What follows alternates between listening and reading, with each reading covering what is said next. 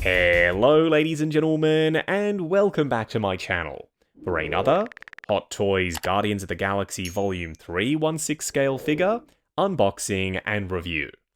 Today, we're taking a look at Peter Quill, aka Star-Lord, who at the time of filming this video is the final figure in the line. They haven't announced any of the other Guardians yet. Now, I got mine at a discount from Pop Collectibles. As always, do your own research, make sure you're comfortable before buying. I've popped a link to their site in the description, along with the discount code Justin's Collection, for 5% off your order if you do decide to buy from them. While you're down there, why not hit that subscribe, bell notification icon, and join button, so you're notified as soon as a brand new Guardians figure review goes live on the channel, if we ever actually get the rest of them.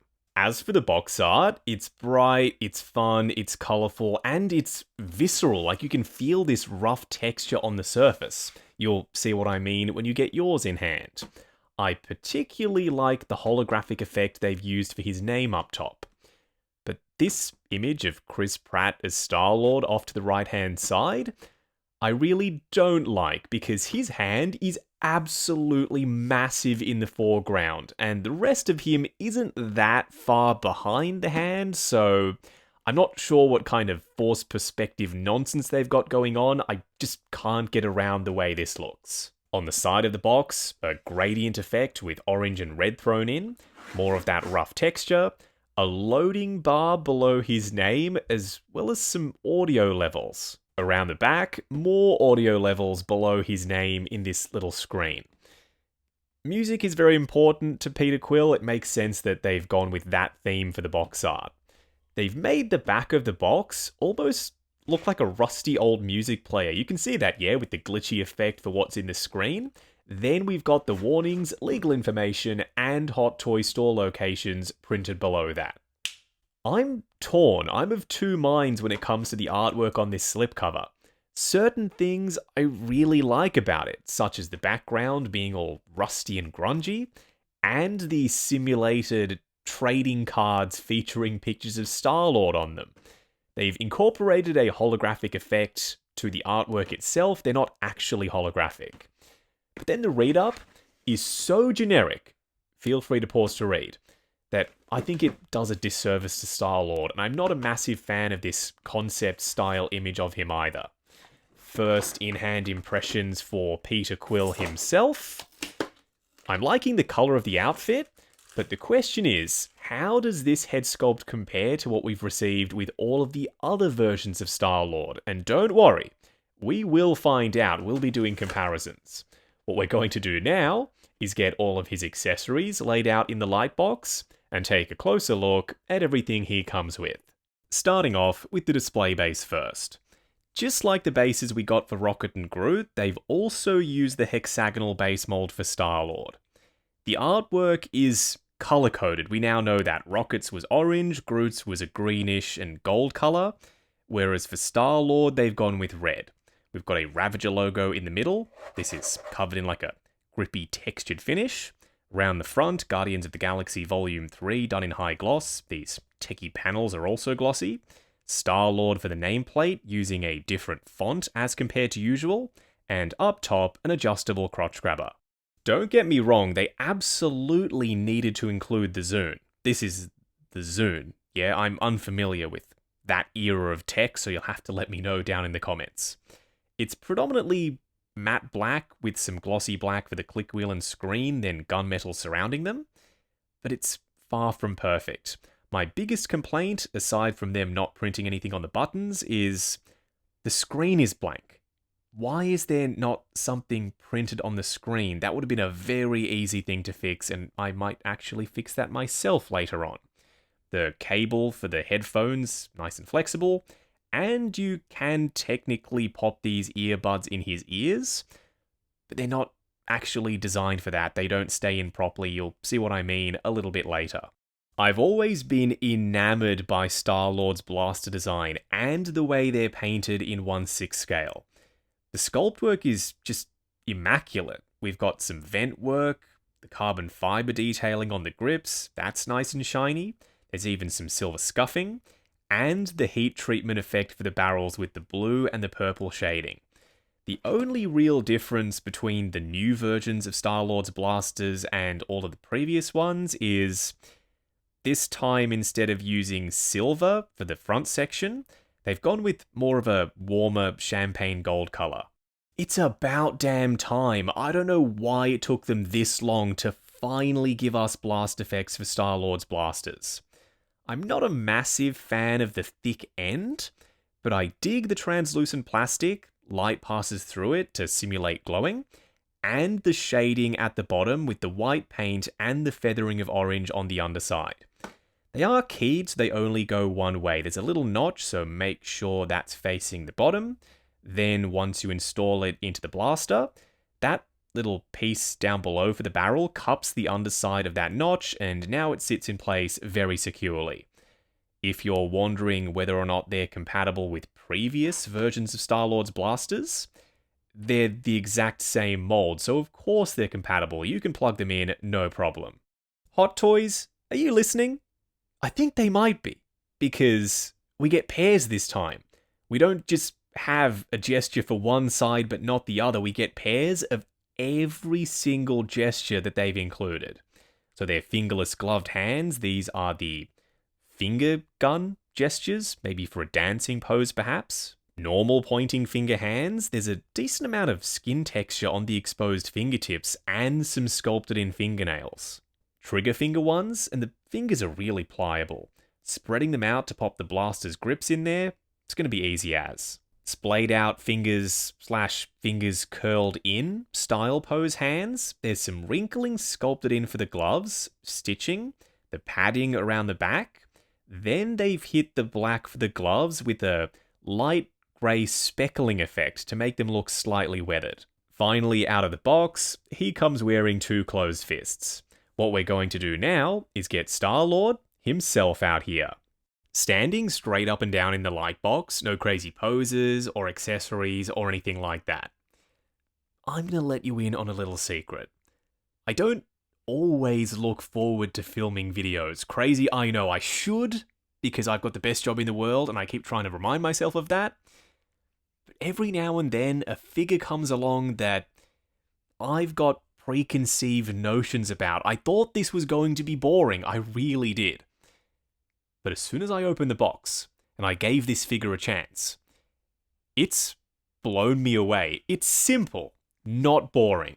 The outfit is bang on accurate and it's made of durable material this time, not like the pleather shit that we got with previous Star-Lords. The head sculpt is, you'll see in a second, but it's really freaking good. And the proportions. He looks so real. Just standing there in front of us, they killed it with the proportions this time. Up close and personal, kicking things off with Star-Lord's head sculpt. This is a 10 out of 10 head sculpt. This might just be my new favourite sculpt of 2024, and they've had some absolute bangers this year. The skin texture is well sculpted and painted, but most importantly, the likeness to Chris Pratt, especially from that angle right there, is spot on for me. The blend from the 5 o'clock shadow to the sculpted beard, impeccable, and the hair. I was worried about it because it looked quite voluminous, but now that I've seen it in person, the little individual curls and the ringlets and the strands of hair sculpted in and the shading that they've put into it, I've got no complaints with the way the hair looks. Especially because it's a separate piece of plastic that casts a shadow on his forehead, and that just ups the realism factor. The expression was risky, because a smirk doesn't always work. For Star-Lord, it was the right call. It infuses so much personality into this sculpt. Now, the head and neck, they're just one piece all the way down into the suit. And what that means is, right out of the box, because there's no split between the head sculpt and the neck, it's not immediately going to be compatible with one of the masked Star-Lord head sculpts from the previous releases. But that's alright, I've never been afraid of a bit of hard work. This outfit is so close to being comic book accurate, it is begging for a masked head sculpt to be installed. I am determined to figure out a way to get that done. Around the back, there's plenty of detail for the hair, a lot to look at, but the best part about the sculpt work is it cleverly disguises the seam for the hairpiece within it. If you weren't looking for it, you probably wouldn't have been able to spot it. Once you remove that hairpiece, then you can move the eyes around. This is our first Star-Lord sculpt with moving eyes, and it's so much better because of it. You can use the subtle furrowed brow and the smirk to your advantage. Give him a head tilt, and this guy looks almost a little bit sassy. Off to the other side, that's pure Star-Lord confidence right there. I'm going to have so much fun moving the eyes around and just dialing in the perfect eye position depending on the pose that I end up going with in the display. Compared to some of the other Star-Lord head sculpts that Hot Toys have given us, this is from Guardians Volume 1. While I still like it, I can see the likeness to Chris Pratt. I just think the new one is the stronger of the two. Then next to Guardians 2, I've never been a huge fan of this sculpt. The likeness just wasn't there for me. Now he's just looking straightforward. A little handy tip, I hope, some housekeeping. Just make sure you can see the round part of the underneath of his iris. Otherwise, if he's looking down and you can't see that, he looks like he's got this dead-eyed stare situation going on, and this is actually how he came out of the box. You can just mess around with it if you want him looking up. That also will do the trick. I think we'll all agree that the head sculpt does most of the heavy lifting. It's the real star of the show here. The outfit is no slouch. It's not heavily textured. It's not made of like a rubberized suit material. They've gone with regular old, normal, run-of-the-mill navy blue fabric. We've got some ribbed sections. That's also normal fabric. Some light metallic blue panel lining. Some straps on his lats. And some stretchy spandex. I've got a good feeling about articulation. This not only is going to move relatively freely, but you'll be able to leave him in dynamic poses thanks to the normal fabric. I don't think anything is going to stick to itself or get damaged.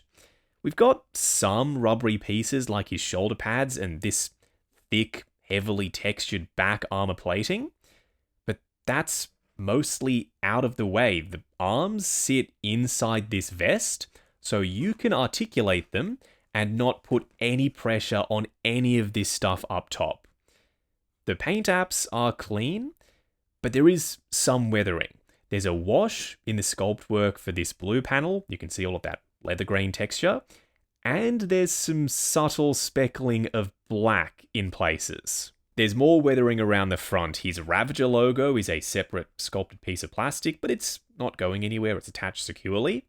It's heavily pitted up top, then it's shinier and cleaner at the bottom.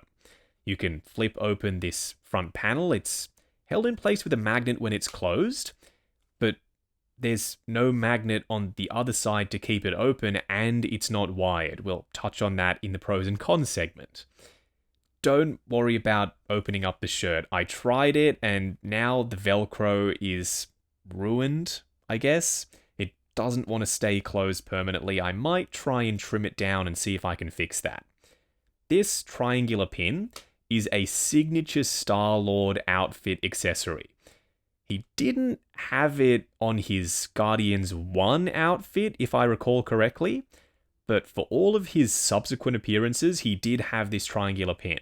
It's painted in the same shiny metallic gold as his Ravager logo, and there's a black wash in the sculpted detail. His belt is free-floating, it's made of a rubbery plastic, you can move it around. And I suggest you do, because out of the box, it was sitting very high on my copy of Star-Lord, and he looked like he was a Harry High Pants.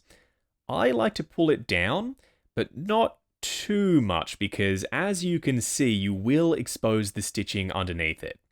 The buckles are quite worn. There's some silver speckling on every single one of them, including the buckles and panels. What do you even call this stuff? Just the pieces around the back. His shoulder pads can be moved around, same thing with his forearm guards.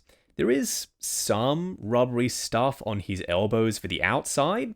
It's not around the front, and that's what's important. You can move this, it's not making contact with itself, and you're not stressing it out. His gloves do a decent enough job of cupping the wrist pegs, so you aren't going to see any joints on this entire piece. He's completely seamless. His holsters, or his little clips on the sides of his thighs for his blaster pistols, they're frustrating to use at best and downright terrible at worst. Make sure you don't bump the blasters from the top. As you can see, they're not in there very securely at all. You may do some damage to the paint apps on these blasters if you're not careful when you're installing them into these clips. These pieces underneath this sculpted plastic holster, they look suspiciously pleathery. I'm hoping they're not, but that's something I'm going to keep an eye on. Coming down to his legs, they're quite chonky. Like, he looks built, and we know that Chris Pratt is pretty built. The red stripes continue from the shirt, so they're on this front panel, which swoops in. There's also some nice padded ribbing there. Then they continue down to the pants underneath the belt on both sides. So that is some symmetry thrown into an asymmetrical design. This flap for his fly is a separate piece of fabric. There's rib sections above his knee pads. This is all integrated into the suit, some metallic blue pinstriping. Then we've got a split cut boot design for the, well, boots. For those boots, I've gotten in nice and close so you can see all of the sculpted detail with the stitching and the textured weave sections and the ribbing and the wrinkling. It is all phenomenally well sculpted. Just don't forget to bring the top boot guard back down to try and close up the gap between the shoe portion and this boot piece. Or you can move it up for maximum range of motion, then adjust it after the fact. There's heaps of detail around the outside of the sole, and on the underside, fully sculpted tread, with some grey dry brushing over the top. I might switch out these top boot guard pieces, not the bottom, they're fine, but he's missing the rocket thrusters, and they're such an important integral part of his look. I know he didn't have them in Volume 3, I think he should have. It would have solved a few issues that he experienced in the movie. So the Zune. The instructions are very vague. They literally just tell you to grab the earbuds and pop them in his ears. Easy as, right? Wrong.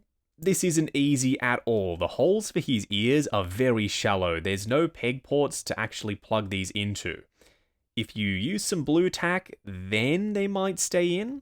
Unless I'm doing it completely wrong, my figure's earbuds do not want to sit in there properly, and even if I do get them wedged in there, they just don't look very good.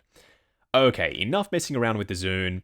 I want to try and install one of the helmeted head sculpts on this body. Let's give it a go. Holy shit. I did it. This is the Infinity War Star-Lord helmeted head sculpt on the body. I do also have the LEDs turned on. The neck that I used for this was surprisingly from Mysterio. This is the neck from the Jake Gyllenhaal head sculpt. Be careful when you're installing it into the neck socket area. It's quite a tight fit, and I did end up scuffing a little bit of paint on the bottom of it. It's not going to be a problem, even if I used it on Mysterio again, because the sculpt sits inside of his suit as well. Now I've got a big problem. Which head sculpt do I go with? This one is beautiful. But now that I've seen the helmeted head sculpt on this body, this screams comic book Star-Lord, and I don't know if I can switch back to the unhelmeted head sculpt. Help me out. Which look do you prefer? I just remembered when I was rifling through the accessory tub, Infinity War Star-Lord comes with this thing, the half-activated Star-Lord helmet. His hair is a lot bigger with this sculpt, so you can't use the back plate to keep this in position.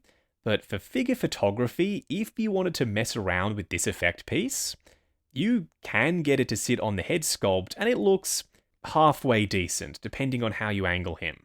For a quick side-by-side comparison, for now, at the time of filming this video, this is it for Guardians 3, Star-Lord, Rocket, and Groot, and that's just not good enough. If you are making characters from a movie that is called Guardians of the Galaxy, not Guardian, Guardians, it's a team of characters.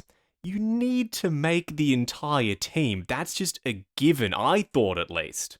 But Hot Toys, they don't subscribe to that logic, and therefore all we have is what you see in front of you, and Cosmo, but she's just not here for the moment. Star-Lord, my favourite from the set, then Rocket, and after that, probably Groot. I'm not trying to say he's bad, he's just not quite as good for me as compared to the other two. Next up, I believe this is Infinity War Star-Lord. The outfit is so similar to Volume 2 that he could be that one as well. He's the same height as the new Star-Lord, but now that I've seen Peter Quill in this military-style blue outfit that's also comic-inspired, the figure on the right looks like Star-Lord on his day off. That's civilian, just casual Star-Lord, versus him in an actual costume on the left. Et voila, my Guardians. It's not perfect, it's a hodgepodge of different looks from different movies. Endgame, Volume 1, 2, 3, Holiday Special even for Mantis. Also, I've thrown Cosmo in there now. But I don't care about any of that. I know Yondu is dead by the time Star-Lord wears this costume. Still, seeing the team fully assembled, this is my ideal version of the Guardians of the Galaxy, my favourite 1/6 scale representations of each of the characters standing together in figure format. If we get a new version of Gamora with moving eyes, will I pick her up? Definitely. Is Drax looking dated? Yeah, he is. For now, I couldn't be happier with the way this looks. Going over articulation, starting off with Star-Lord's head sculpt.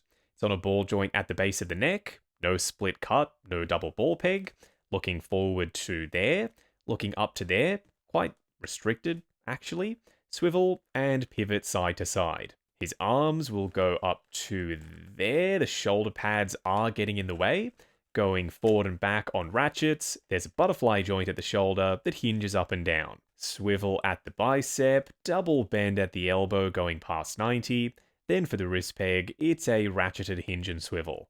His torso is heavily padded and the joints are hidden underneath multiple layers of fabric, so it is going to be restricted. Crunching forward to there, going back to there, swivel, and a little bit of pivot side to side.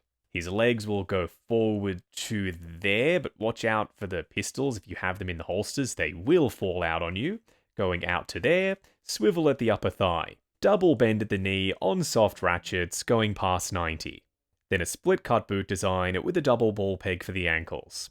Good for forward and back, rotation, as well as heaps of ankle tilt. Moving on to the 3 cool and 3 annoying things. The first annoying thing is the instructions specifically tell you that this flap is held in place with a magnet. You can actually see that magnet. However, there's no corresponding magnet on the other side of the vest, so you can't actually keep this flap open, and it's not wired. As you can see, it doesn't want to stay here.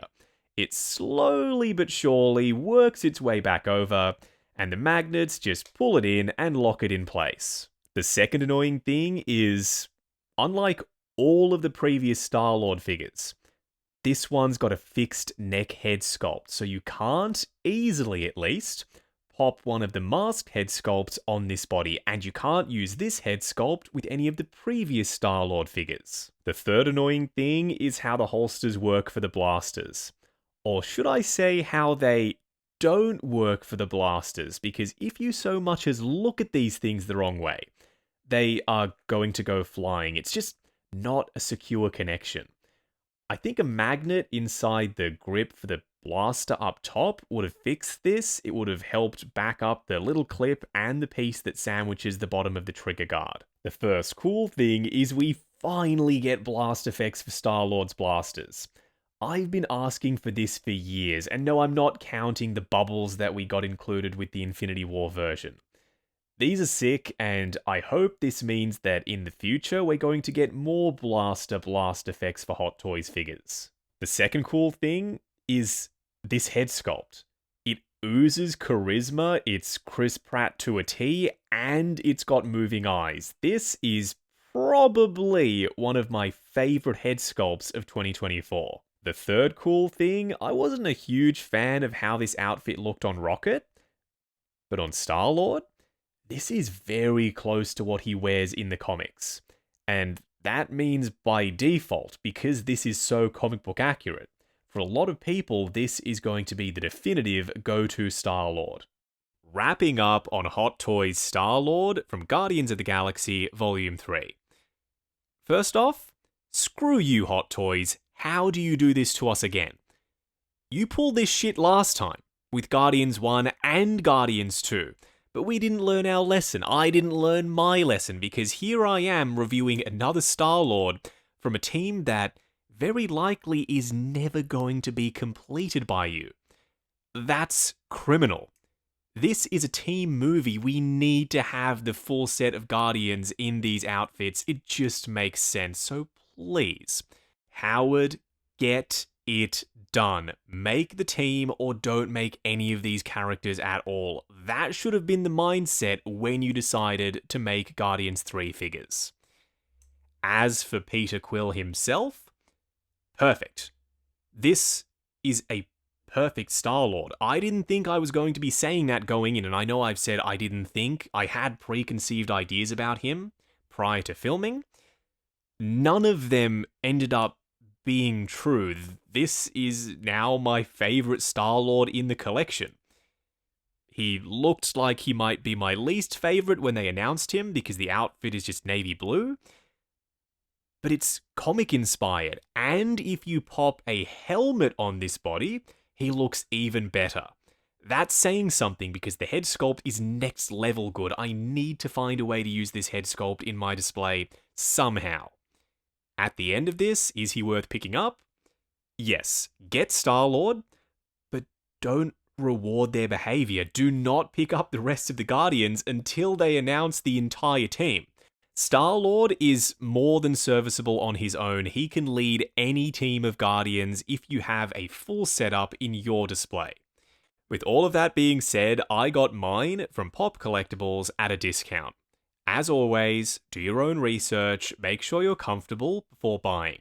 I've popped a link to their site in the description, along with the discount code Justin's Collection, for 5% off your order if you do decide to buy from them. While you're down there, why not hit that subscribe, bell notification icon, and join button, if you like the sound of seeing your name in the end credits of my reviews. Like, comment, and subscribe. We'll catch you in the next video.